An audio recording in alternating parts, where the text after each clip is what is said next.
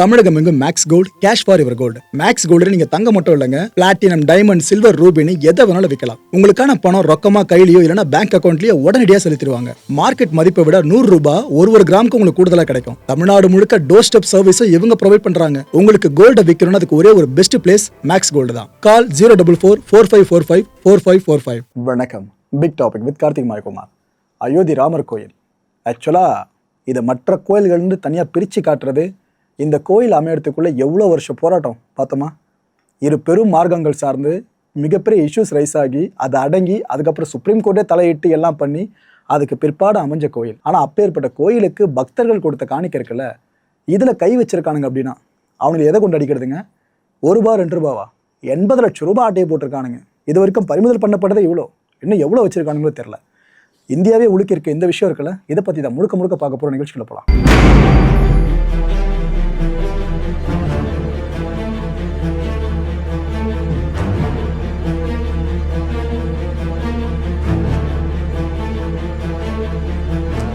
இந்த உத்தரப்பிரதேசம் அயோத்தி ராமர் கோயில் இருக்குல்ல, இந்த கோயில் அமைவு சார்ந்து ரத யாத்திரை ஒன்று கண்டக்ட் பண்ணப்படுச்சு. ஞாபகம் இருக்கா? ஃபுல்லாக யாத்திரை பெருசாக மேற்கொண்டிருந்தாங்க. அந்த டைமில் பக்தர்கள் அவங்களால இயன்ற பணத்தை கொடுத்தாங்க, சில பேர் பொருளாக கூட கொடுத்தாங்க. இந்த வெள்ளி, தங்கம் இது போல் பொருளாக கூட கொடுத்துருந்தாங்க. ராமர் பாதத்துக்கு இதெல்லாம் போய் சேர்ந்தா போதும்பா அப்படின்னு சொல்லிட்டு தான் அவ்வளோ விஷயங்களை பண்ணியிருந்தாங்க.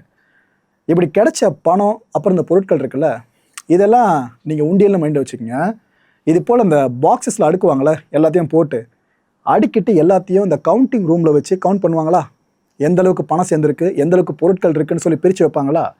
அந்த கவுண்டிங் ரூமுக்குள்ளே இருந்த சில பேர் தான் காசு அடிச்சிருக்கானுங்க, பொருட்களையும் சேர்த்து அடிச்சிருக்கானுங்க. அதுவும் தூம் படம் இருக்குல்ல, அதெல்லாம் என்னங்க திருட்டு, அதை விட மிஞ்சிற மாதிரி பண்ணியிருக்கானுங்க போறீங்க. சில விஷயம் நூதன முறையில் திருட்டு அவ்வளோ வேலையை பார்த்து விட்ருக்கானுங்க. எப்படி தெரியுமா? இந்த கவுண்டிங் ரூமுக்குள்ளே கண்காணிப்பு இருக்குது பேருக்கு, ஆனால் 100% ஃபுல் பிளெஜ்டாக கண்காணிப்பு அந்த கவுண்டிங் ரூமில் கிடையாது. இதான் அதில் கொடுமையே. திறந்த நிலையில் நிறைய காணிக்கை பெட்டகங்கள் இருந்திருக்குங்க. இப்போது கோயில் சார்ந்து காணிக்கை கொடுக்குறாங்கன்னா அது கடவுளோட பாதத்துக்கு போகணும்னு சொல்லிட்டு தான் அந்த நம்பிக்கையில் தான் பக்தர்கள் கொடுக்குறாங்க. ஆனால் அந்த கவுண்டிங் ரூமில் இருக்கிற அந்த பாக்ஸஸ் இருக்குல்ல, பிச்சு பிணைஞ்சு கிடக்கும். எல்லாமே யாரோ கை வச்சு ஹேண்டில் பண்ணியிருக்கான்னு லிட்டரலாக தெரியும். அதில் ஒரு சில பொருட்கள் இருக்கும், ஒரு சில பாக்ஸஸில், சில பாக்ஸஸில் பொருட்கள் இருக்காது. இப்போ ஏற்பட சூழல் இந்த லட்சத்தில் தெரிஞ்சிச்சுன்னா கவுண்டிங் ரூம் எப்படி இருக்குன்னு சொல்லிட்டு. சிசிடிவி காட்சிகள் இருக்குல்ல, இதில் சில காட்சிகள் மட்டும் டெலிட் பண்ணப்பட்டிருக்கு. பர்டிகுலராக குறிப்பிட்ட டைம் ஃப்ரேம் மட்டும் இல்லை. ஸோ எல்லாம் சேர்ந்து வேலையை பார்த்துருக்காங்கன்னு தெரியுதா? ஆக்சுவலாக இந்த கவுண்டிங் ரூமில் இருந்தாங்க பார்த்தீங்களா, அவங்க என்ன பண்ணியிருக்காங்க, டெய்லர்கிட்ட போயிட்டு எங்களுக்கு இது போல் நாங்கள் சொல்கிற மாதிரி கஸ்டமைஸ் பண்ணி ட்ரெஸ்ஸை தச்சு கொடுக்குன்னு சொல்லியிருக்காங்க. அவங்களோட பேண்ட் அப்புறம் ஷர்ட்டில் இருக்க பாக்கெட்ஸ் இருக்குல்ல, அதெல்லாம் டபுள் பாக்கெட்ஸாக மாற்றிட்டாங்க. கஸ்டமைஸ்டு ஓகேவா, டெய்லர் மேடு டபுள் பாக்கெட்டாக மாற்றிட்டு லூஸாக சாக்ஸாக போட்டிருக்காங்க. ஃபுல்லாக உள்ளுக்குள்ள இடத்த யாருக்குனால இதுக்காக லூஸாக சாக்ஸாக போட்டிருக்காங்க. இது எதுக்காக தெரியுமா? இந்த பணம் என்றாங்களே பண்டல் பண்டலாக, அந்த பணக்கட்டு அப்படியே அந்த கிளாத்துக்குள்ளே விழுந்துடணும். அதை அப்படியே அவங்க எடுத்துக்கிட்டு இன்னொரு இடம் போகணும். அந்த இன்னொரு இடம் எது தெரியுமா? கழிவறை. அந்த கவுண்டிங் ரூமில் இருந்தவங்களாம் இப்படி பணத்தை எடுத்து சேர்த்துக்கிட்டு கழிவறைக்குள்ளே போகிறது. போயிட்டு ஒவ்வொருத்தரும், அதுவும் எல்லாரும் ஒரே டைமில் போகிறதில்ல, ஒவ்வொருத்தராக கிளம்பி போகிறது. ஒருத்தர் போயிட்டு வந்ததுக்கப்புறம் உள்ளே போன பிற்பாடு ஒரு பெரிய பேக் ஒன்று வச்சுருந்துருக்காங்க அந்த கழிவறைக்குள்ளே. அந்த பேக்குள்ளே ஒவ்வொருத்தராக போடுறது. கோயிலில் உண்டியலில் காசு சேர்ப்பாங்களே, அது இந்த பைபிள் நீங்கள் எப்படி பார்த்துருக்காங்க பார்த்தீங்கன்னா வேலையை. கோயிலுக்காக கொடுக்கப்பட்ட காசு அந்த காணிக்கையை இவனுங்க தனியாக பேக்கை போட்டு கழிவறையில் வச்சு அதை சேர்த்துருக்கானுங்க. இவனுக்கு தனியாக ஒரு உண்டியல் ப்ராசஸாக ஓடிட்டு இருந்திருக்கானுங்க. உள்ளுக்குள்ளே போய் ஒருத்தனாக போட்டுட்டு இருக்கானுங்களா, இதை ரொட்டீனாக பண்ணிட்டு இருந்திருக்கானுங்க. ஒருத்தன் போயிட்டு வந்துடுவான், அடுத்து இன்னொருத்தன் போவான், அடுத்து இன்னொருத்தனு சைக்கிள் பேஸ்ட் அதை ஃபுல்லாக பண்ணிட்டு இருந்திருக்கானுங்க. இந்த பணத்தை ஃபுல்லாக மாற்றிட்டானுங்களா. இவனுக்கு என்ன நினச்சானுங்க, சரி உள்ள பணம் ரொம்பிட்டோம், நம்ம அதுக்கப்புறமா எடுத்துகிட்டு போயிடுவோம், நம்ம ஏற்கனவே நிறைய அடிச்சிருக்கோம்ல. ஸோ இது இப்போ நான் சொல்கிறது ஃபர்ஸ்ட் டைம் கிடையாதுங்க, ஏற்கனவே பணத்தை பல முறை அடிச்சிருக்கானுங்க. இல்லை கடைசியாக அடிக்க இவனுங்க ஃபுல்லாக ஒரு நாள் கணக்கில் சேமித்து வச்சுருந்துருக்கானுங்க. அப்போ தான் மாட்டிக்கிட்டானுங்க. இந்த கழிவறையை சுத்தம் பண்ணுறதுக்காக உள்ளுக்குள்ளே பணியாளர் போயிருக்காங்க, தூய்மை பண்ணுறதுக்கு. க்ளீன் பண்ணிட்டு இருக்கும்போது அங்கே ஒரே ஒரு பேக் மட்டும் ஓரமாக இருந்ததை பார்த்துருக்காங்க. எந்த அளவுக்கு தைரியமாக பண்ணியிருக்கான்னு தெரியுதா அவனுங்க? பேகை எடுத்து ரொம்ப ஒரு ரகசிய பெட்டக மாதிரிலாம் வைக்கல, கேஷுவலாக அந்த அலட்சியம் வந்துடும்ல, ஒரு நாள் நம்ம பண்ணிட்டு நம்மள மாரி யார் எடுத்துகிட்டு போகிறோம் பேகை அப்படின்ட்டு செல்ஃப் மாரி ஒன்று இருக்குங்க, அது உள்ளே போட்டு தள்ளி வச்சிருக்காங்க போல இருக்குது. க்ளீன் பண்ணுறவங்க அதை நகர்த்தி பார்க்குறவங்க பேக் இருக்கவே, சரி டாய்லெட்ரி சார்ந்து ஏதோ வச்சிருக்காங்க போல இருக்குது, கழிவறை சுத்தம் பண்ண அப்படின்ட்டு ஓப்பன் பண்ணி பார்த்தா உள்ள கட்டுக்கட்டாக பணம். பார்த்துட்டு மிரண்டுட்டு இருக்காங்க க்ளீன் பண்ண போனவங்க. அவங்களோட நேர்மையை பார்த்தீங்களா? போயிட்டு அவங்க அந்த பேக்கை திருடிட்டு போல, கோயில் நிர்வாகத்திட்ட சொல்லியிருக்காங்க, ஏங்க இது போல் கழிவறை சுத்தம் பண்ண போனால் இவ்வளோ பணம் கிடைக்குதுங்க உள்ள அப்படின்ட்டு. இந்த விஷயம் வெளியே நியூஸாக வந்துச்சா, உத்தரப்பிரதேச அரசு ஆடி போயிடுச்சு. இன்னொரு பக்கம் இந்த கோயிலை நிர்வகிக்கிறாங்களோ அவங்க ஆடி போயிட்டாங்க. எவ்வளோ பெரிய திருட்டாக இருக்குன்னு எல்லாருக்குமே தெரிஞ்சிருச்சு. ஏன்னா இவ்வளோ அலட்சியமாக பேகை வச்சு திருடி இருக்கானுங்கன்னா அப்போ இதுக்கு முன்னாடி எவ்வளோ முறை பண்ணியிருப்பாங்கன்னு எல்லாரும் அரண்டே போயிட்டாங்க. இந்த ஸ்ரீராம் ஜென்மபூமி தீர்த்த கஷேத்திர அறக்கட்டளை இருக்குல்ல, இவங்க என்ன தெரியுமா கோரிக்கை முன் வச்சாங்க, சிறப்பு புலனாய்வு குழு ஒன்றுத்தை உத்தரப்பிரதேச அரசு அமைச்சா நல்லா இருக்குங்க, இதை சாதாரணமாக விடக்கூடாதுன்னு அவங்க சொன்னாங்க. உத்தரப்பிரதேச அரசும் அவ்வளோதானே, ஓகே எஸ்ஐடி நாங்கள் ஃபார்ம் பண்ணுறோன்ட்டு ஸ்பெஷல் இன்வெஸ்டிகேஷன் டீமை அவங்க ஃபார்ம் பண்ணி முடிச்சிட்டாங்க. இந்த அறக்கட்டளை கேட்டதுக்கு இணங்கவே எஸ்ஐடி வந்தது என்ன தெரியுமா முதல்ல சொன்னாங்க, ஏன்பா நான் அவங்க முதல்ல விசாரிக்க போகிறதே உங்ககிட்ட தான்ட்டாங்க.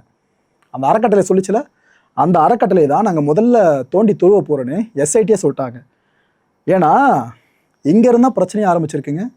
இந்த அறக்கட்டளையை பேஸ் பண்ணி அவ்வளோ லிங்காக இருந்த பர்சன்ஸ் தான் இந்த வேலையில் பெருசாக ஈடுபட்டிருக்கான்னு அவங்களுக்கு தெரிய வருது. கடந்த 5 வருஷமாக அந்த கணக்குகளை ஃபுல்லாக அவங்க வச்சுருப்பாங்களே, அக்கௌண்ட்ஸு எவ்வளோ காணிக்க வந்துச்சு, எவ்வளோ எதுக்காக செலவு பண்ணப்படுச்சுன்னு சொல்லிட்டு, அந்த 5 ஆண்டு கால கணக்குகளை ஃபுல்லாக மறுதணிக்கை பண்ணுறதுக்கும் எஸ்ஐடி ஆரம்பிச்சிட்டாங்க. சரி ப்ரோ, யாராவது அரெஸ்ட் பண்ணப்பட்டாங்கன்னு கேட்டிங்கன்னா 1 or 2 இது வரைக்கும் 8 பேர் அரெஸ்ட் பண்ணப்பட்டிருக்காங்க. இதுக்கப்புறம் எவ்வளோ பேர் அரெஸ்ட் பண்ண போகிறாங்களோ வெயிட் தான் பண்ணி பார்க்கணும். இதில் இந்த டெம்பிள் ட்ரஸ்ட் எம்ப்ளாயீஸு அவங்களும் இருக்காங்க, கவுண்டிங் ஸ்டாஃப் இருக்காங்களே என்னங்க பாருங்க அந்த ரூமில் இருந்து அவங்களும் இருக்காங்க. இந்த 8 பேரும் இப்போ ஜுடிஷியல் கஸ்டடியில் இருக்காங்க. அண்ட் இந்த 8 பேரோட வீடுகள் இருக்குல்ல, அங்கே போலீஸார் ரைடை இனிஷியேட் பண்ண ஆரம்பிச்சிட்டாங்க. ரைடை முடிச்சதுக்கப்புறம் தான் தெரியுது, ஏண்டா எவ்வளோ லட்சம் அடுக்கி வச்சிருக்குன்னு நமக்கே பதறோம். அந்த அளவுக்கு தெரிஞ்சது. 80 லட்சம் ரூபாங்க ரொக்க பணமாக 80 லட்சம் ரூபாய் உள்ளேருந்து சீஸ் பண்ணப்படுது. இன்னொரு பக்கம் கோல்டு சில்வர்னு கோயிலில் இருக்க வேண்டிய விஷயங்கள் அவனுங்க வீட்டில் வச்சுருந்துருக்கானுங்க. இந்த 8 பேருமே பங்கு போட்டானுங்கள, இவனுங்கெல்லாம் வீட்டில் வச்சுருந்துருக்கானுங்க. அவனுங்க என்ன திறமை பண்ணியிருக்கானுங்க, இது அலட்சியம் இல்லை, திமிரோட உச்சம்னு சொல்லலாம். மாதம் 15,000 ரூபா தான் சம்பளம். ஆனால் புதுசாக வீடு வாங்கிட்டானுங்க, புதுசாக லேண்டு வாங்கிட்டானுங்க, புதுசாக காரு. இப்போ 1 லட்ச ரூபா மாதம் சம்பாதிக்கிறவங்க கூட இஎம்ஐ தானே போடுவாங்க. இந்த பயபிள்ளைங்க மொத்தமாக கொடுத்து எடுத்துருக்கானுங்க கார்லாம். இது எல்லாம் ஏற்கனவே இந்த அக்கம் பக்கத்து வீடுகளில் இருக்கவங்க சந்தேகம் வந்துருச்சு, இவன் என்ன 15,000 சம்பளம் தான் அவ்வளோதான் இருக்கணும் கோயிலில் வேலை பார்க்குறான், இவன் எந்த அளவுக்கு கலக்கிறான், குயிக்காக ரிச் பர்சனாக மாறிட்டான்ட்டு நிறைய பேருக்கு சந்தேகம் வந்திருக்கு. ஆனால் அவனுங்க அதை கண்டுக்கவே இல்லை. அந்த கழிவறையை க்ளீன் பண்ணுறவங்க மட்டும் சொல்லாமல் இருந்திருந்தா இது வெளியே உங்களுக்கு தெரிஞ்சிருக்காது. போகிற போக பார்த்தா கோயிலோட பெரிய பில்டிங்கே கட்டியிருப்பானுங்க, அந்த அளவுக்கு சம்பாதிச்சு வச்சுருப்பானுங்க இந்த பணத்தில் அவனுங்க. இந்த 8 பேரில் அவினாஷ் சுக்லான்னு ஒருத்தன், இவன் வீட்டில் ரைடு பண்ணாங்கல்ல, அப்போ என்ன தெரியுமாச்சு, இவன் வீட்டில் இருந்து மட்டுமே 20 லட்சம் ரூபாய் பணம் ரொக்க பணம் எடுக்கப்படுச்சு. 1121 அமெரிக்கன் டாலர்ஸு. யூஎஸ்டி கொடுத்துருக்காங்க, இருந்தால் புண்ணியம் வேணும். சரி கோயிலுக்கு ராமருக்கு போய் சேர்த்தோன்னு ஃபாரினர்ஸ் கொடுத்தாலும் எதுவோ தெரிலங்க, அந்த பணத்தை சேர்த்து அடிச்சுட்டு போயிருக்கான். இந்த டாலர்ஸையும் அவன் எதுக்கு அடித்தாந்தில்ல, இவ்வளோ 20 லட்ச ரூபாய் இந்தியன் ருபீஸ் அடிச்சுட்டு டாலர் அடிச்சிருக்கான். அப்படின்னா இதை கன்வெர்ட் பண்ணி நம்ம மாற்றிக்கலான்னு இந்த சில்லறை புத்தி இருக்கும் பார்த்தீங்களா, அப்படி நினச்சானோ இல்லைனா ஞாபகமாக வச்சுலாம் நினச்சானோ யாருக்கு தெரியும். இதுக்கப்புறம் இந்த சில்வர் லைக் திங்ஸ் சில உள்ளேருந்து எடுக்கப்பட்டிருக்கு. 2 தங்க செயின் யார் கழுத்தில் போட்டிருந்ததோ கடவுளுக்கு சொல்லி போட்டிருக்காங்க போல இருக்கு, அது இப்போ இவன் கழுத்தில் 2 தங்க செயின், ஒரு மோதிரம், இதெல்லாம் அவினாஷ் வீட்டில் இருந்து மட்டுமே எடுத்திருக்காங்க. இதுக்கப்புறம் இந்த ஒட்டுமொத்தமாக 8 பேர்னு சொன்னல அவினாஷ்லாம் சேர்த்து, அவனுங்களோட செல்ஃபோன்ஸ் இருக்குது பாருங்க, அதை சீஸ் பண்ணி அதை ஃபுல்லாக அனலைஸ் பண்ண ஆரம்பித்தாங்க டிபார்ட்மெண்ட்டில். அனலைஸ் பண்ணி பார்த்தப்ப திடுக்கிடும் தகவல்கள் அதுக்கப்புறம் தான் ஒன்று ஒன்றா தெரிய வந்தது. என்ன இது தெரியுமா, போன வருஷம் இந்த கொள்ளையடித்த பணத்தை பங்கு போகிறதுல இந்த டீமுக்கே சண்டை வந்துட்டுருக்கு. உள்ளுக்குள்ளே இருக்கணும்குள்ளேயே பண்ணுறதே எவ்வளோ பெரிய மோசமான வேலை, அதுக்குள்ளே வேற இதில் சண்டை, பங்கு பிரிக்கிறது யாருக்கு எவ்வளோ பங்குன்னு. இந்த டைமில் இந்த அவினாஷ் சொன்ன பார்த்தீங்களா, இவன் தான் டீம் லீடராக இருந்திருக்கான், தலையாக இருந்திருக்கான். இவர் தான் நடுவர், கிட்டத்தட்ட யார் யாருக்கு எவ்வளோ அமௌண்ட்னு இவன் தான் பிரித்து கொடுத்துருக்கான். பிரித்து கொடுத்த அவங்ககிட்டே 20 லட்சம் ரூபா. அப்போ வாங்கினவனுங்கிட்ட கொஞ்சம் யோசிச்சு பாருங்கள், இருக்கு லிஸ்ட்டு தனித்தனியாக போடுறேன் ஒரு லிஸ்ட்டையும். இதெல்லாம் எப்படி இப்போ வெளியே இருந்திருக்குன்னு கேட்டிங்கன்னா, இந்த அவினாஷ் இருக்கால சிக்கனவன் அவனே வாக்குமூலம் கொடுத்துட்டான், யார் யாருக்கு எவ்வளோ போச்சு, நான் எவ்வளோ எடுத்தேன்னு அவனே வாக்குமூலம் கொடுத்துருக்கான்.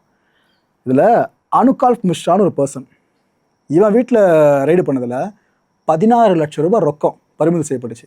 அவன் வீட்டிலலாம் கேட்க மாட்டாங்கன்னு தெரிலங்க, எங்கே இவ்வளோ கேஷ் வருதுன்னு கேட்கவே மாட்டாங்க போல இருக்குது, காசு வந்தால் போதுன்னு எல்லாரும் விட்டாங்க போல இருக்குது. லவ்குஷ் மிஸ்ரான்னு ஒருத்தன், இவன் வீட்டில் இருந்து 14 லட்சம் ரூபாய் எடுத்திருக்காங்க. யோசிச்சு பாருங்கள், இந்த பணம் சம்பாதிக்க உங்களுக்கு எவ்வளோ மாதம் நீங்கள் நாய்ப்படாத பாடு பண்ண வேலைக்கு போயிட்டு இவனுக்கு என்ன வேலையை பார்த்து வச்சுருக்கானுங்க பார்த்தீங்களா.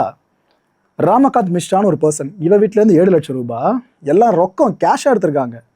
கருணேஷ் பாண்டேன்னு சொல்லிட்டு இவன் வீட்டிலேருந்து 18 லட்சம் ரூபாய் எடுத்திருக்காங்க. ராம் சங்கர் யாதவ் என்கிற டின்னு, இவன் வீட்டிலேருந்து 1 லட்ச ரூபா மட்டும் எடுத்திருக்காங்க. அவ்வளோ ஒரு நம்பிக்கைக்குரிய திருடலாம் நினைக்காதீங்க, இதில் நேர்மை பார்க்குறான்லாம் எல்லாத்தையும் ஆல்ரெடி வச்சு முடிச்சிட்டான். மிச்சம் கடைசியாக இருந்தது இது மட்டும்தான். மணிஷ்குமார் யாதவ் இவன் வீட்டில் இருந்து 2 லட்சம் ரூபாய் எடுத்திருக்காங்க. இந்த ராம் சங்கர் யாதவ் அப்புறம் இந்த அவினாஷ் சுக்லா இந்த 2 பேர் இருக்கானுங்களே, இவனுங்களை தாங்க எஸ்ஐடி க்ரில் பண்ணிக்கிட்டு இருக்காங்க. ஏன்னா இந்த ஒட்டுமொத்த திருட்லையும் இவனுக்கு 2 பேர் தான் லீட் பண்ணியிருக்காங்கன்னு அவங்களுக்கு தெரிஞ்சிருக்கு. இவங்க கிட்ட இருந்து தான் இந்த என்டையர் ஃபினான்ஷியல் நெட்வொர்க் இருக்குல்ல, அது சார்ந்த இன்வெஸ்டிகேஷனிங்க எஸ்ஐடி ஆரம்பிச்சிருக்காங்க. இப்போ என்ன தெரியுமா ஒரு சான்ஸு, இந்த 8 பேர் மட்டும் இல்லை, இன்னும் பல பேர் கைதாக வாய்ப்பு இருக்கலாம்னு இப்போ அங்கேருந்து சொல்லிட்டு இருக்காங்க. அண்ட் இன்னொரு குரூஷியல் டைம் இவங்களுக்கு கொடுத்துற டைம் லைனையும் வர்ற 10ஆம் தேதி எஸ்ஐடி ரிப்போர்ட்டை தாக்கல் பண்ண போகிறாங்க. இது வரைக்கும் விசாரித்த விஷயங்கள் இருக்குல்ல, அது எல்லாத்தையும் அக்குமுலேட் பண்ணி அந்த ரிப்போர்ட்டை தாக்கல் பண்ண போகிறாங்க. கண்டிப்பாக அதுக்கப்புறம் எக்ஸ்டெண்ட் பண்ணுவாங்க இந்த ரிப்போர்ட் சப்மிஷனை. பிகாஸ் புதுசாக நிறைய பேர்கள் அடிபட்டுச்சுன்னா அவங்க எல்லாரும் கைது பண்ணி ஆகணும். அதுக்கு கொஞ்சம் டைம் கொடுக்கணும்ல. ஸோ எக்ஸ்டெண்ட் ஆகிற வாய்ப்புகள் நிறைய இருக்குது. ஆர்எஸ்எஸ் அயோத்தி ராமர் கோயில்னாலே அங்கே இவ்வளோ பேர் திருட்டு நடந்திருக்கனாலே ஆர்எஸ்எஸ் இதில் கருத்து தெரிவிக்காமல் இருந்தால் அதுவே பெரிய சர்ச்சையை ஏற்படுத்தி விட்டுருல. அவங்க என்ன தெரியுமா சொல்லியிருக்காங்க, இப்போது ஒட்டுமொத்த ஹிந்து சமூகத்தோட பக்தி, இறை நம்பிக்கை, இது எல்லாத்தோட மையமே இந்த அயோத்தி ராமர் கோயில் தான். ராம பக்தர்களோட தியாக சின்னம் தான் இந்த கோயில். அங்கேயே இப்படி நடந்திருக்கிறது துரதிர்ஷ்டவசங்க. என் மனசு ரொம்ப வேதனை அடையுதுன்னு ஆர்எஸ்எஸ்ல இருக்க ஒவ்வொருத்தர் சார்பாக அந்த இயக்கம் இந்த ஒரு ஸ்டேட்மெண்ட்டை வெளியிட்டிருக்காங்க. பக்தர்கள் கடுமையான கொந்தளிப்பில் இருக்காங்கப்பா. இந்த திருட்டு பசங்க பார்த்து விட்டுருக்க வேலையால் ராம பக்தர்களோட நம்பிக்கை இருக்குல்ல, இதை உடையாமல் நாம் தான் பாதுகாக்கிறோன்னு சொல்கிறாங்க. ஒரு உண்மையை சொல்லட்டுமா, ஆக்சுவலாக நம்பிக்கை உடைய ஆரம்பிச்சிருக்கு. ஏன்னா கடவுள் சார்ந்து இவங்க கொடுத்த காணிக்கை அதே கோயில் நிர்வாகம் இந்த அறக்கட்டளை ஒழுங்காக பார்த்துக்கல அப்படின்னா இதுக்கப்புறம் நாங்கள் ஏன் காணிக்கை செலுத்தணும்னு மக்கள் பல பேரை முடிவை எடுக்க ஆரம்பிச்சிட்டாங்க. கோயில் நிர்வாகத்தில் குறைகள் இருக்குல்ல, அதை கண்டறியணும். இப்போ கண்டறிஞ்சு என்ன பிரயோஜனம், அதை பண்ணிட்டாங்களே வேலையை. இந்த சம்பவத்தை பயன்படுத்தி சில ஹிந்து எதிர்ப்பு தேச விரோத சக்திகள் அவப்பெயர் தர முயற்சி பண்ணுறதா சொல்லியிருக்காங்க. நான் ஒரு உண்மையை சொல்லட்டுமா, கடவுள் நம்பிக்கை இருக்கிறவங்க திட்ட வேலையை பண்ணி வச்சுருக்கான். அதான் இதில் கொடுமையை, கசப்பான உண்மையை. அந்த சதி திட்டங்களையும் நம்ம முறியடிக்கணும்னு ஆர்எஸ்எஸ் சைட்லேருந்து அவங்க ஸ்டேட்மெண்ட்டை வெளியிட்டிருக்காங்க. இதுக்கு மத்தியில் என்ன ப்ரோ இவரை காட்டுறீங்க, அயோத்தி ராமர் டெம்பிளுக்கும் ஒரு இஸ்லாமிற்கு என்ன சம்மந்தம் கேட்டிங்கன்னா ஒரு விஷயம் இருக்குங்க. ஆக்சுவலாக இதை நிறைய பேர் பாசிட்டிவாக எடுத்துக்கிட்டாங்க. அதான் நானும் விரும்புகிறேன். அதாவது ராமர் கோயில் சார்ந்து இஸ்லாமிய தோழர்களும் அவங்களோட ஆதங்கத்தை பதிவு பண்ணுறீங்களா, அதை மனப்பூர்வமாக வரவேற்கலாம். இவர் அகில இந்திய இமாம்கள் சங்கம் இருக்குல்ல, அதோட லீடனா மௌலானா இவர் என்ன குற்றச்சாட்டுறாரு, விஸ்வ ஹிந்து பரிஷத் இருக்குல்ல, இவங்க மேலே தான் எங்களுக்கு பெருத்த சந்தேகம் இருக்கதா சொல்லியிருக்காங்க. உங்களுக்கே தெரியும் இஸ்லாமிய அமைப்புகளுக்கும் இந்த விஹெச்பிக்கும் எப்போவுமே ஒத்து போகாது. அது இங்கேயும் பார்க்க முடியுது.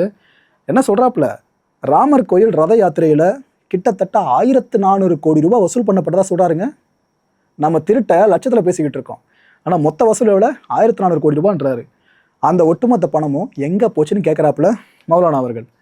இது வரைக்கும் முறையாக கணக்கே காட்டலையேங்க அந்த பணம் என்ன ஆச்சுன்னு. சம்பத் ராய் இந்த ராமர் கோயில் அறக்கட்டளை இருக்குல்ல, அதோட பொதுச் செயலாளர். இந்த நபர் தான் விஸ்வ ஹிந்து பரிஷத்தோட நிதி கணக்குகளை கையாண்டவர், அதெல்லாம் ஹேண்டில் பண்ணவர். அதனால் இவர்கிட்ட விரைவாக விசாரிக்கணும். அவர் எங்கே தப்பிச்சு வரதுக்கு முன்னாடி போலீஸாரை விசாரிக்கணும்.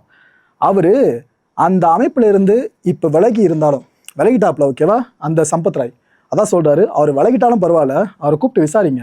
ஏன்னா அவரை காப்பாற்றுறதுக்கு பெரிய முயற்சியை நடந்துட்டு இருக்கிறதா அடுத்த ஒரு புயலை கிளப்பி விட்டுருக்காரு மௌலானா. விஷயம் எங்கெங்கே ஆரம்பிச்சு எப்படி போயிட்டு இருக்கு பார்த்தீங்களா. மக்களை இந்த கான்டென்ட்டை பொறுத்தவரைக்கும் நாமளாக சிந்திக்க வேண்டியது ஒரே ஒரு விஷயம்தான், கடவுள் நம்பிக்கை கொண்டவர்களுக்கு கடவுள் மேலே பயம் இல்லாமல் போயிடுச்சு. அதோட வெளிப்பாடு தான் ராமருக்குன்னு எல்லாருமே கொடுத்த காணிக்கையை கை வச்சிருக்காங்க. கோயிலில் கவுண்டிங்கில் ஈடுபட்டு இருந்தவனுங்களே. அடுத்த நிகழ்ச்சியை சந்திக்கலாம். நன்றி, வணக்கம். தமிழகம் எங்கும் max gold, cash for your gold. Max gold நீங்க தங்க மட்டும் இல்லைங்க, பிளாட்டினம், டைமண்ட், சில்வர், ரூபினி எதை வேணாலும் விற்கலாம். உங்களுக்கான பணம் ரொக்கமா கையிலயோ இல்லைன்னா பேங்க் அக்கௌண்ட்லயோ உடனடியாக செலுத்திடுவாங்க. மார்க்கெட் மதிப்பை விட 100 ரூபாய் ஒரு கிராமுக்கு உங்களுக்கு கூடுதலாக கிடைக்கும். தமிழ்நாடு முழுக்க டோர் ஸ்டெப் சர்வீஸும் இவங்க ப்ரொவைட் பண்றாங்க. உங்களுக்கு கோல்டை விற்கணும்னு அதுக்கு ஒரே ஒரு பெஸ்ட் பிளேஸ் மேக்ஸ் கோல்டு தான். கால் 04445454545. என் நண்பர் மாயம் ஸ்டுடியோஸ் நேயர்களே, மாயம் பக்தின்னு ஆன்மீகத்துக்காக பிரத்யேகமா ஒரு சேனலை கொண்டு வந்திருக்கோம். மறக்காம சப்ஸ்கிரைப் பண்ணி அந்த சேனலுக்கு உங்களோட ஆதரவை மனப்பூர்வமாக தெரிவிங்க. வணக்கம் மாயம் ஸ்டுடியோஸ் நண்பர்களே. மாயம் ட்ரெண்ட்ஸ் அப்படின்ற ஒரு புதிய ஃபேஸ்புக் பேஜை ஓப்பன் பண்ணியிருக்கோம்.